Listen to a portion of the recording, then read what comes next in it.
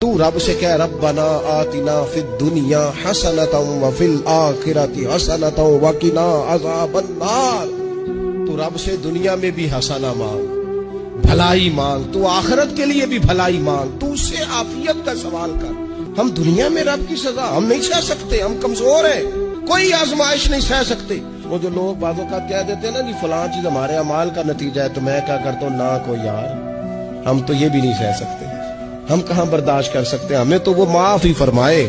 ہم حساب والے ہیں ہی نہیں، ہم تو صرف معافی والے ہیں۔ ہم سے نہ حساب پوچھے، اس نے حساب پوچھا تو پھر تو بڑی مشکل ہو جائے گی۔ اگر اس نے حساب پوچھا تو بڑی رسوائی ہو جائے گی، اگر حساب پوچھا تو مشکلات سامنے دکھائی دینے لگ جائیں گی۔ ہم سے تو وہ درگزر والا معاملہ کرے، ہم سے تو وہ کہے جا میں نے محبوب کے صدقے تجھے معاف کیا، جا تیرے لیے رحمت اور بخشش والا فیصلہ کیا۔